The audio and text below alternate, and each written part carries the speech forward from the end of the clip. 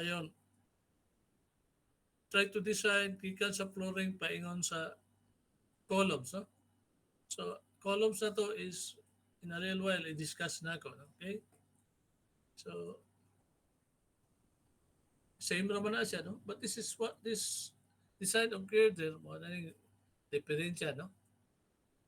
So, when you did your, kuan, bitaw, katong assignment ninyo, 1 to 10, no? Ang inyong procedure is, ano, double integration yung gigamit, no? So, ang kuan ani is, depende na sa inyong gusto, no? If you want your deflection, kanang most of because deflection niya is kung sa inyong conveniente, no? If you want to use double integration method or slope deflection or area moment method, so nara sa inyo, okay? So ang kuan ani classes, ang load nimo is from the reaction here, no? Kaning 6.73, no? So mo na ning 6.73 dire. So all this load here kining nasa tunga, no? Gikan ani paingon are, no?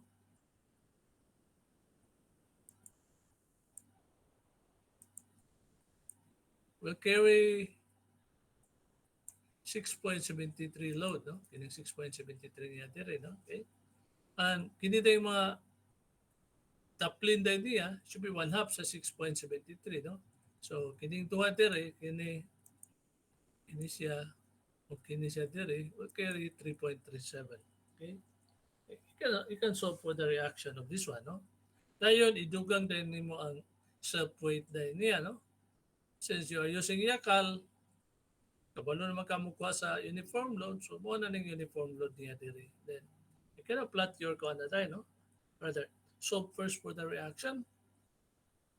Reaction of this, of kini mga forces sa taas dire, divided by 2, plus uniform load din mo dire, divided by 2, then you get your reaction na tayo, okay? Plus, of course, napay iyang ko, no? Napay iyang load nga, uniform load again. Wala na, no? Wala na yung flow dire, no? So, can solve for the reaction. After solving for the reaction, plot na rin ka sa imong kuan, imong shear diagram, no? So it should go up by R1, no? Minus uniform load din mo from this point to this point, no? So ang spacing niya is 0.5 man to, no? So 0.5 times katong imong gisolve nga subweight nimo, then mo na mo kanya mo kanya mo triangular, no? Mo descend siya, not in straight line but hinahinay nga paubos, okay? After that one, after reaching this point here, minus 6.73, naog na po kayo dire, no? From here, another set na po sa uniform load, no? So, okay po, for descent siya, after reaching this point, minus na po ka sa 6.73, then it should look like this one, yung nani forma, okay? So, you know your shear already, no? In solving for your moment, simply solve pwede mo area tanan, okay? Like area 1 here is, the value is 23.93 plus this value, 23.84 divided by 2 times 0.5, no? Then plus, hindi na po din, kaya these are positive, no? Until you reach this point here, no? 3.46 plus 3.37 divided by 2 times 0.5. That should be the area of this point here, no? Sum up na siya, should be this value here, kini. Moment is 27.297, no? So you have now your moment, you have now your share. So pareha na rin, more na rin imong buhaton. Nakay 27.30 dire, nakay 23.93 here, no? Kining imong resultant, no? In solving for your deflection, you have to use kana inyong conveniente. If you're using double integration method, then it should be very close as 8.61, no? Because I'm using here area moment method, okay? So area moment method looks like this, okay? So first for the reaction, then due to this reaction, which will be 23.5585 times 4, that should be the value here, okay? Balik na po ka din, from this 6.93 here, take note, this is going down, so ang imong 0 point is na sa taas, this should go down by 6.93 times the distance 3.5. Okay? Paubos ka sa pikas na po. No? Okay, wala na rin siya na linya, so you try to do it your own. Okay? So until you reach this point here sa ubos na dayon. Okay? So mag-quantity kag ratio and proportioning na dayon ka, no? In a way nga you can solve your deflection. Okay? From this point, kaya na dayon CD over T is what you, so this is, you try to do it your own. No? You can use double integration method. So that is all for now, class, no? Or rather, this is all for this topic, no? Okay, we'll move to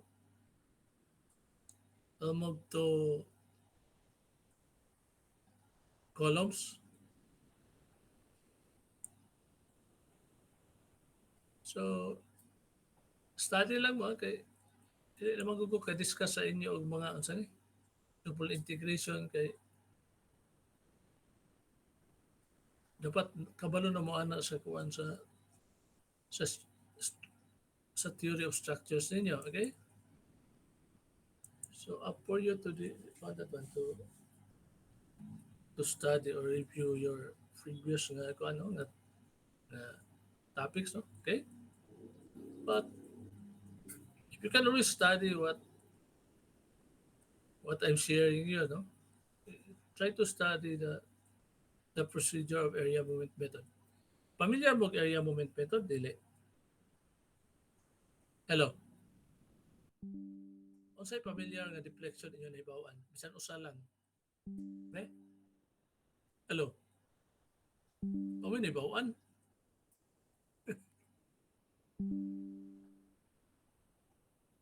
Try to study and review, no? Study or review previous mga discussion sa deflection. Okay?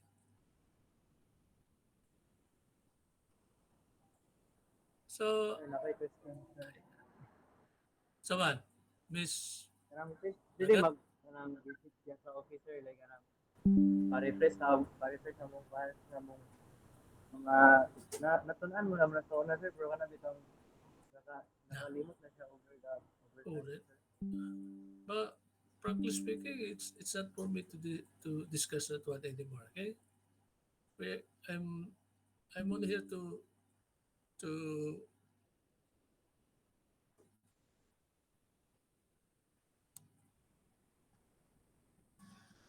we're only designing. Okay?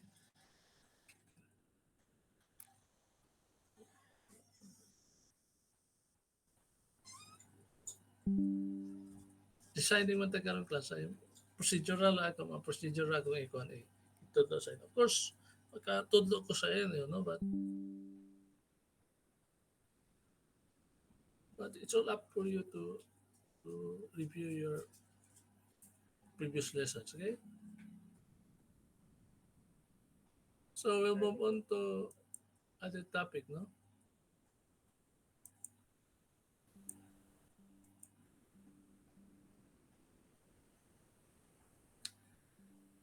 This topic is included in your midterm exam, no? So this is about columns, actually loaded column, meaning all the force applied to your column pass through the centroids, no? Or they call it kern, no? Kung within sa kern, ang imong kuan na is isa na siya gamay eccentricity sa kuan mo sa imong imposed load or application or load nga applied sa ibang column, naara siya sa within sa tolerable limit nga you still have to consider it axial, okay? So your column, this is the cross section of your column, no? And of course, morning encircle na ko there is morning point where your applied load is located, no? So this is your force here is unknown. Wala na siya, supposedly wala na siya sa ano sa imong design, no? So pining 100, but this is only conditioning. So when you have exam like this in your midterm exam, ang kuan ana is ang problem should be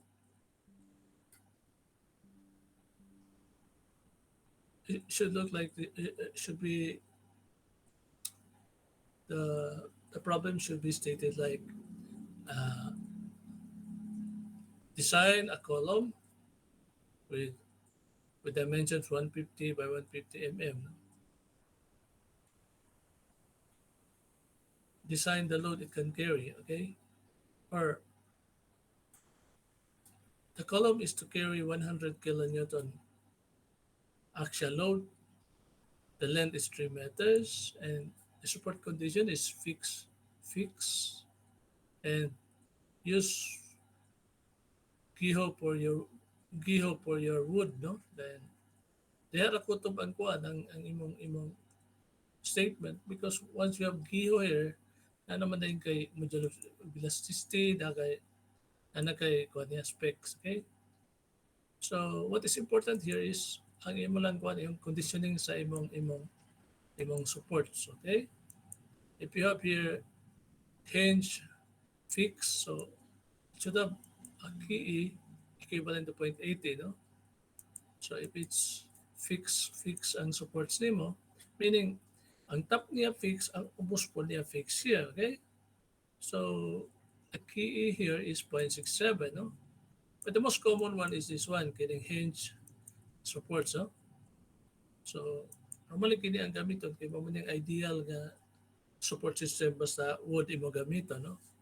Because akip lang ni sa atong problem. So but kining fix is not applicable for timber design because kini siya is only for anang welded ang supports niya or simento, no?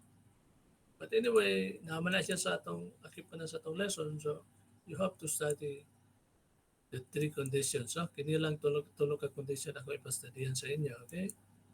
Then ang wood here, ano may assign nga wood daan, no? When you are doing your exam, no? Na may wood na. So, ang kuwan ni classes, na ba may laptop tanan? Hello? Na Yes, may, sir. na Nasa. may laptop? Sir. Na may laptop tanan? Na, sir. So, try to have Excel application sa masulod sa inyong laptop, ha? Kaya kung yung gamiton sa exam, okay? So, ang procedure na to is like, yung nani ra gyapon, then ipasa lang din niyo sa akong kuwan, file, okay? So, naman tayo internet daan, okay? So, mo na ni class atong lesson karon, no, is in actually loaded columns. No? So, let's start with how to do the calculation, no? So, ang first thing you should know is this one here, kining value niya dire, no? Kini. So, if it's fixed, it should be 0.65, no? Take note, 0.65, ano yung gawas dire? Kung hidya, fix siya. 0.67, so, di na siya mauklas, no? Atong pulihan pa na kadyat. Okay?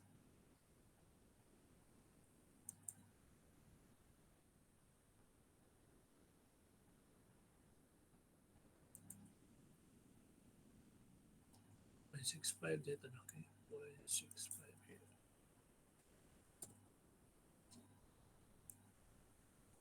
So, it should be 0.65 now, okay? So, ang kuan ano niya, you have to start with memorizing this kinesia, no? Kining buckling factor, KE, no? So, if it's kinira pong tulo akong pastadyan, no? Kining fix ang supports, kining hinge of fix ang support, and kining hinge both supports no, sa top and bottom niya, no? So, it's 1, you have 0.65 and 0.80. Wala mo study, no? Next thing you should know is how to calculate the axial stress niya, no? Okay? So we start with short column, no? So when LE over D here is equal to 11 or less, no? When LE over D is less than or equal to 11, ang imong FC prime should be equivalent to FC. Ang FC nimo is this one here, no? Kining compression parallel to grain, no? So this kini siya nga data comes from the table, no? Kining 8470 o kining 13.2 is from the table. You don't have to solve this one, okay? So, kini siya dire, ato ni iko, ano? I-change nato na siya dire. Dili na siya mo. Only this yellow nga cell ang inyong kuan, inyong fill upan, okay? So, so ang kuan na class, ang classification niya is short column, intermediate, then the last one is long column, okay? So if L over D here is less than or equal to 11, ang FC prime mo is equal to FC. You're after of your FC prime, allowable axial, or rather allowable compression. So this one, you're getting FC mo, will just be kanang imong actual nga from the table, no? Kining FC nimo dire. Well, this FC prime is now there allowable, no? So this is the maximum nga stress sa imong column. And of course, from here class, define na din ka unsa gyud allowable nga load nga ma-carry sa imong column, no? So the second one here is intermediate column, no? So when LA over D is greater than 11 but less than K. Ang K value nimo is empirical, no? 0.671 times the square root of E or modulus of elasticity all over your FC. One is yung compression parallel to grain, no? This is from the book, okay? Kining mo from the book yapon, kining 0.671 is constant and empirical, so wala kay isolve ani, okay? Wala kay pangitaon ani sa imong table. You just have to solve this one, no? Because once your LE over D is greater than 11, ang i-compare naman nimo siya sa K dayon, okay? If your LE over D is greater than 11 but less than K, then it should be intermediate column, no? If your LE over D is greater than 11 and greater than K, then that should be long column. Mo na din siya. LE over D is greater than K, no? It should be long column, okay? So these are the formula nga inyong memorize, no? First one, mo lang pangitaon sa table ang FC nimo, that should be your FC prime, no? Then after solving for your FC prime, proceed na rin ka sa FC prime is equal to P all over A, okay? Solving for area, then it should be P all over FC prime, no? Solving for, sa pa solve nimo, if you are solving for the load, ang given is ang A nimo, kung na kay dimension, then your load should be FC prime times A, okay? Is equal to, so the three formulas here, simple running siya nga ko, ano? Imo lang siyang balay-balay kung depende sa unsay gipangita sa imong problema, okay? So basic na formula ni is stress man ni siya, no? Is equal to B ni siya all over A, okay?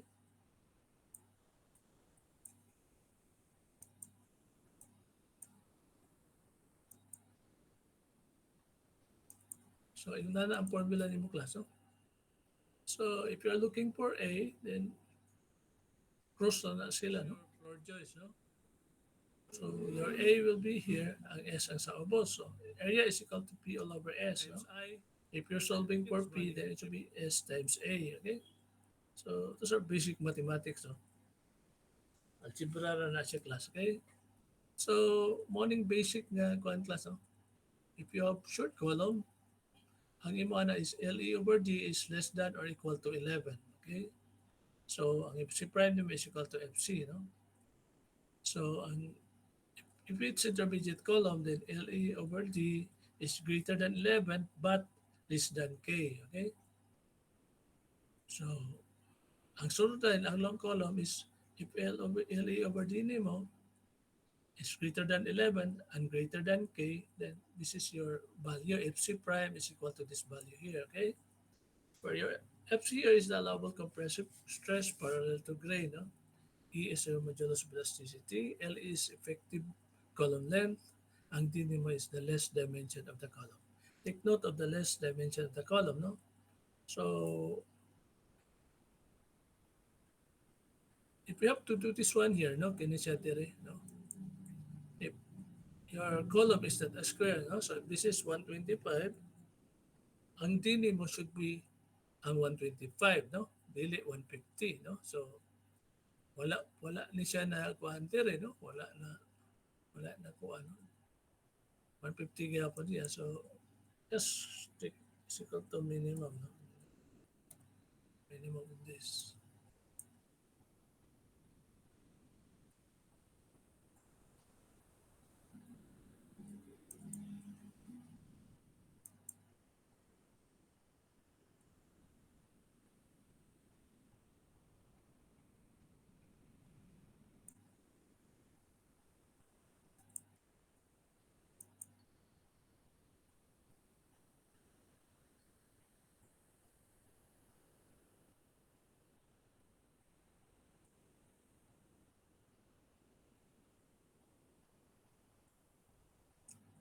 Sali ang sabon ha. This 150 here, kini siya is should be this value here, no? Kini E15. So, nausap na siya, but the value is dili gyapon siya, okay? So,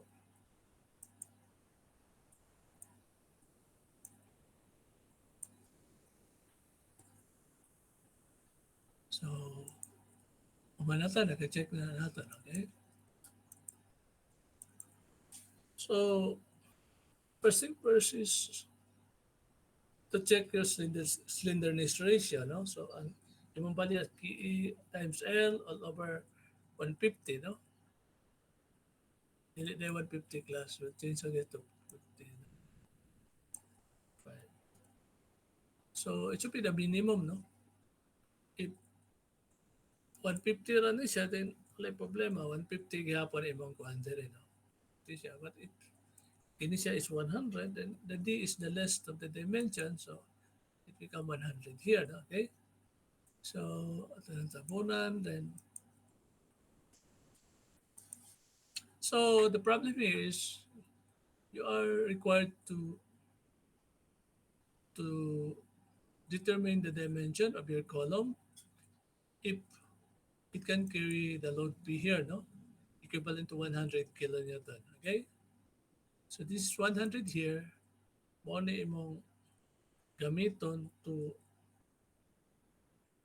solve for the kanang partial nga dimension sa imong kuano, imong column, no? So the length is 3 meters. So mo dyan 3 meters din, no?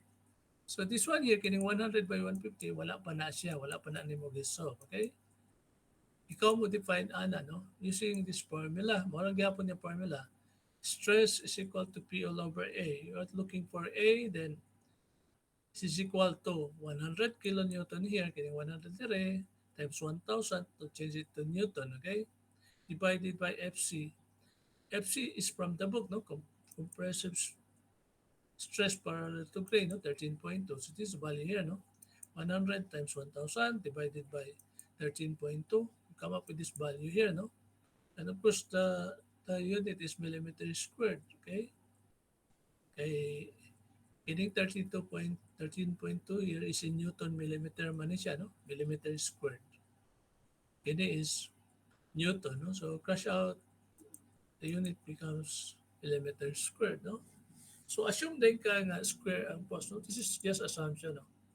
Assuming your post is, or the column is square, then it is easily solve for the dimension, no? So d squared or d times d is equal to 775.76, no? Or d squared is equal to 7575.76. And d is the square root of 7575.76. Get the value now, equivalent to 87 mm, no? So, you can always use 100, no? 100 na rin kung ka dire. 100. So, ang kuha na ni class is that you cannot get correct answer instantly, no? You have to go again. This is like trial and error, no? So, if you come up with this 100 and 100 and you fail gyapon siya, then you have to go back again, no? Increase this one by 25, no? So, ang atong scoring ani is it should be the most economical, no? Meaning just exact dimension, no? Enough dimension na igo na po siya mo comply sa required nga 100 kilonewton. Okay? So, solve na ta, no? First thing first is to check slenderness ratio, no? KE times L over 100 is equal to 19.5. Take note, ang 19.5 is greater than 11. Okay? So, you have to solve for K, no? Kung 11 na rin siya class or less than 11, wala na kayo isoblain. Bunong na din ka. You will have, mayon na rin kag FC prime is equal to FC. So, FC prime naman is equivalent to this one, meaning 13.2. Okay? But since ang kuha niya, ang iyang KEL over 100 is greater than K here, no? Kaya ang K value nimo is 17 megapascal man, no? So, meaning it should be a long column, no? So, short column, ang niya, ang yung requirement is your KEL over T is less than or equal to 11, no? Intermediate column is KEL over T is greater than 11 but less than value. Okay, no? And the last one in long column is if your KEL over T is greater than your K value here, no? So if you look at it here, ang KEL over T nimo, which is 19.5, is greater than your K. K value is 17. So it should be long column, okay? So you can now solve for your FC prime na dayo, no? So from your table here, kabalo man ka nga ang FC prime kung column ganyan na siya, ang FC prime is 0.30 E times LE over D to the second power, no? So solve na rin kasi itong FC prime, no? Of course, ang A value here is this one, 8470, no? KEL over D here is 19.5 raised to the second power to get 6.68 megapascal, no? Take note, ang megapascal is also equivalent to Newton per millimeter squared, okay? So, back na rin ka sa basic ni mga formula, no? Stress represented by FC prime is equal to P all over A, no? Take note, ang P nimo is imong ano, no? Ang FC prime nimo is 6.68.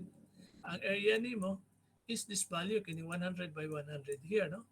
100 by 100 to get 10,000 millimeters squared, no?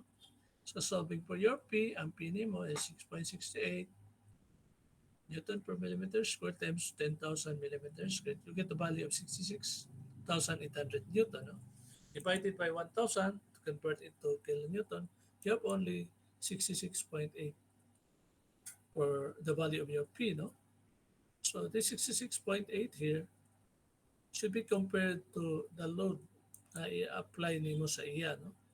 So if you look at it, mo-fail siya kay ang capacity sa imong kahoy is 66.8, no? Ang imposed load, ang i-apply nga load niya is 100 kilonewton, okay? So meaning, unsafe siya to carry required load, okay?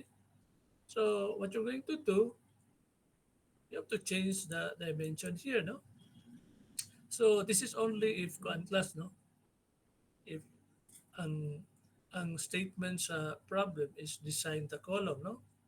When it mag-state kayo siya design of column, you have to change the dimension, no? But if yung lang investigate lang na siya, whatever given nga dimension, ayaw na ilabti, no? Even if it fails, no? Correct na siya, but dili nimo ikuan ang try to understand the problem, no? So if the problem requires design, then you have to change this one, no? So pwede din mo siya 125 here. So if you look at it, iho na siya, no? 125 imo gamiton 125. Ang iyang load na makaya sa kahoy is 157.5, no? Ang imong load nga i-apply sa iya is 100, so safe na dayon siya, no? Safe na dayon, okay? Safe to carry required load. Ang required load mo is 100 kilonewton, okay? So, ang makaya nga kuan sa imong car is 157.5 kilonewton, okay? So, tanaw ta sa if kuan siya class, no? Kung short column siya. So, we'll use 1.5 here, okay? So, if it's 1.5 meter, ang imong short column siya, okay? Take note, hindi siya wala, you don't have to solve for your K anymore, no? Kay nakita naman yung mga KEL over G is equivalent to 7.8. 7.8 is less than 11. So, ang imong FC prime is equivalent to FC na dayon, no? So, ang FC prime nimo is equivalent to this 13.2 na dayon, okay? So, once you have your FC prime determined, then solve na din ka sa imong P, no? So, area is 125 by 125. Ang imong stress or FC prime is 13.2. Then you can solve for your P na dayon, no? So, take note, ang P niya is 206.25, okay? So, meaning, ang load niya is kuan kayo. Taas ra kayo, okay? Dili economical imong design kay kapasar gyapon siya 100 by 100, no? So change 75 by 75.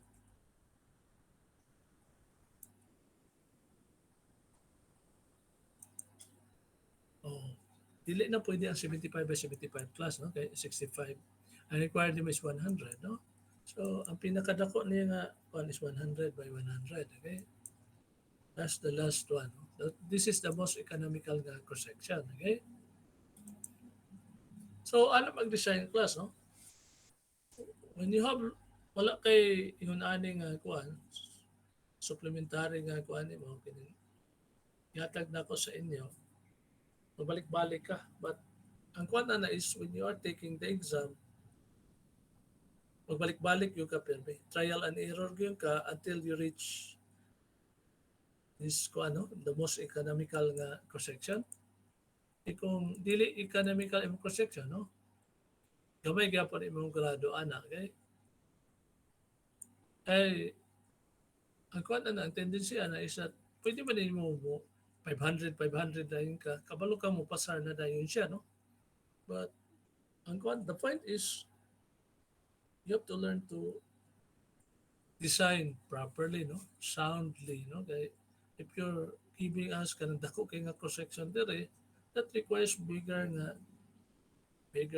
foundation no bigger footing no magkuan na siya no much more kung sabihin pa ka nagsugod ka nagdako so ang tendency na is imbalance imong kuan overly designed then pagkahuman dili kayo acceptable in terms of monetary nga kuan mo sa financial nga aspect okay so let's try to make this one kuan no kining intermediate so let's say 2 meters here okay so intermediate column siya no because your KL over T is equal to 13 is greater than 11 but less than K, no? So, kini na dahin ka, intermediate column na dahin ka, no? So, solving the formula, you get 11.7. Then, the value is this one, 117.117 kilonewton. You require this 100, so safe here, remember, okay? So, try practicing class, no? Try to have, ano, kanang ang ano good class is this is mathematics one good, okay? Hello, namina ba? Wala. Hello? Yes, sir. No, sir. Yes, sir. So, stop sharing na ko ha. Ay, sir. So, ang kuha na class is study lang mag-ayo, okay?